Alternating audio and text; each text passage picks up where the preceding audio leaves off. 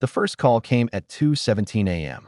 The knock of a metallic bang woke Ethan Ward up in his apartment on the lower Manhattan. He looked at the time and his heart beat, and it always beat early in the morning when the phone called at an unusual time. There were only two kinds of calls at that time: the wrong number or trouble. And woe was nectar of finance. Ward. It was a strained voice that spoke when he picked up. Who is this? Ethan spoke in a sharp tone, whose instincts were trained over the years by sniffing out stories that most people would rather see buried. He was not a financial journalist, but a bloodhound, and he had made his career out of uncovering corporate corruption. At first, the caller did not reply.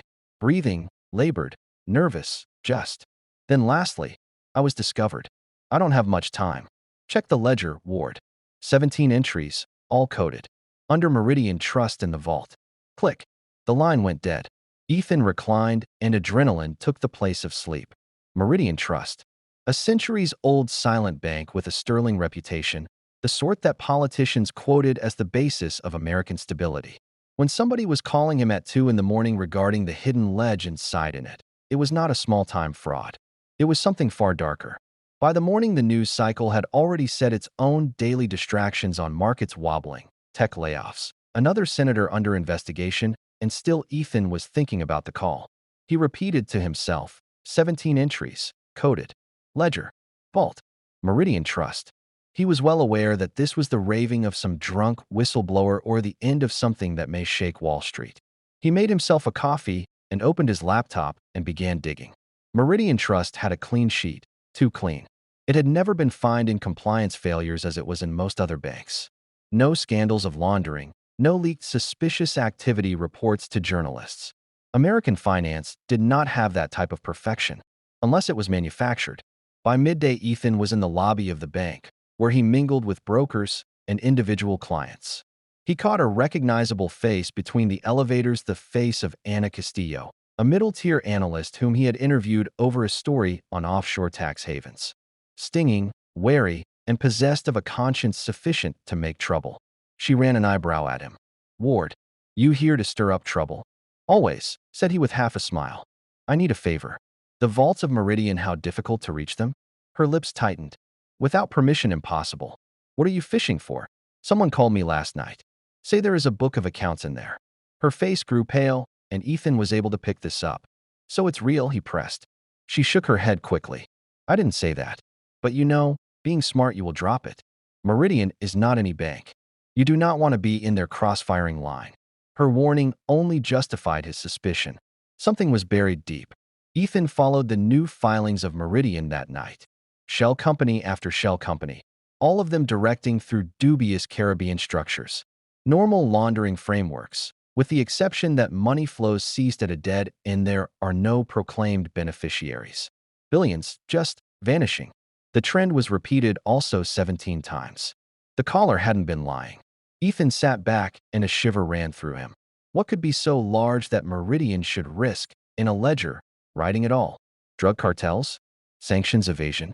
Or even black money of politics? After 3 days, Ethan had a rhythm to his investigation.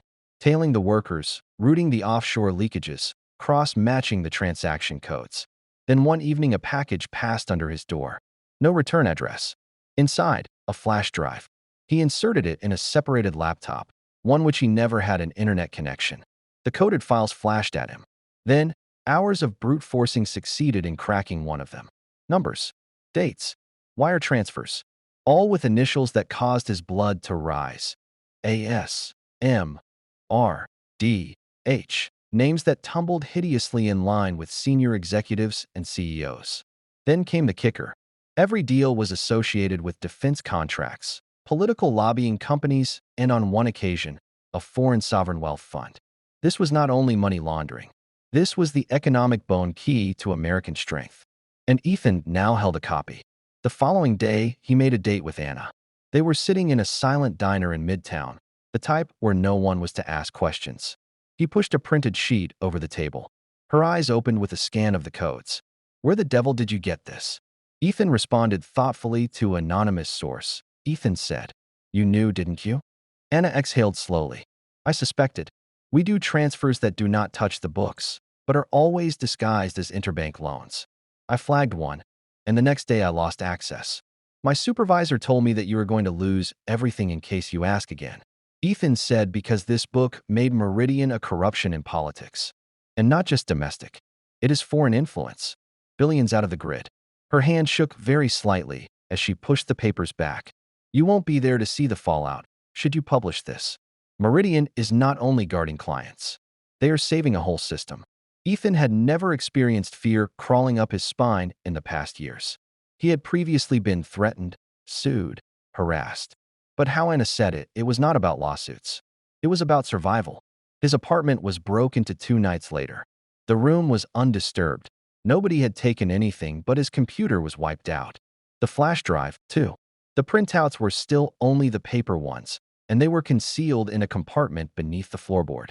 We know what thou hast, did Ethan know, and we can take it any time.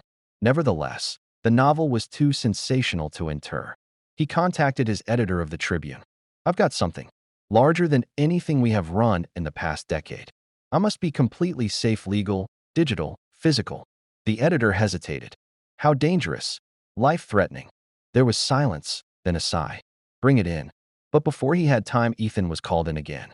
Same blocked number. Well, you never listened, the voice screeched. We gave you a chance.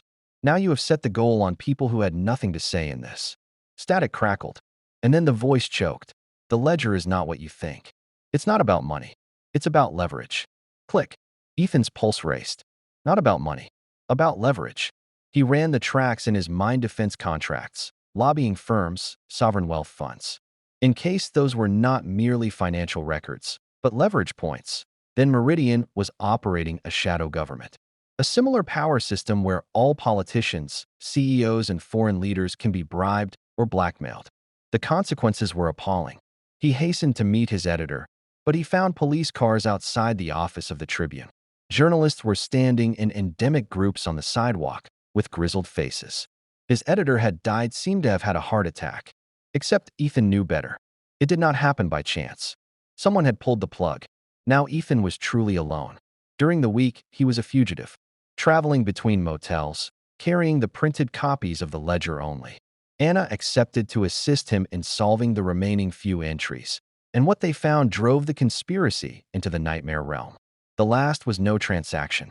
It was a date, 2 months from now, stamped with one word, Cascade. What the hell does that mean? Looking at the page, Anna whispered. Ethan's gut twisted. That they are about something. A collapse. Probably it was some kind of market manipulation on a scale beyond our imagination. Millions going off-grid, politicians being compromised, a bank making it happen.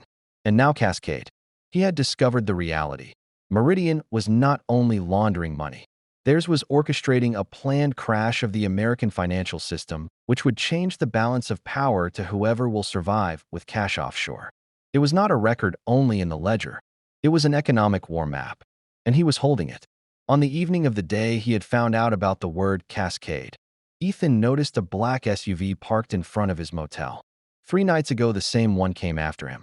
He was aware of his dying time. He called Anna. We must leak this. Now. 2 and more outlets. 2 and more countries. When they gag one of us, the tale breathes. But in her answering, she shook. Ethan, I can't. They came to my apartment. They knew about the diner. They depicted me with pictures of my family. Ethan closed his eyes. He was not able to ask her to venture all. So did he do what he could? He got a last-minute ticket out of JFK, and the ledger pages were in a sealed envelope. Destined, London, at which an old friend of the Guardian, who was indebted to him, paid him the favor. He was taken aside at the airport by security to be screened randomly. His heartbeat increased when one of the agents opened up his bag. But as they got to the envelope, the phone of the agent buzzed. He looked at the screen and frowned and swayed Ethan through. Ethan did not even know whether it was intervention or it was fate. He just knew that he was wasting time. He gazed at the envelope in his laps on the plane. The 17 entries inside could have unlocked the strongest financial conspiracy in the American history. But he was aware, too, after publication, the aftermath would start the same kind of cascade he was attempting to prevent. Was the truth worth the lawlessness they caused to millions of innocent people? Or was silence betrayal of all he was as a journalist? When the plane was taxiing down the runway, Ethan began to feel the burden of the decision squeeze him. Out there across the Atlantic, the world was waiting. And in his hands, the midnight ledger had the power to save it or to crash it to ruin. The engine started, and the plane started pushing up, and Ethan Ward knew it was too late.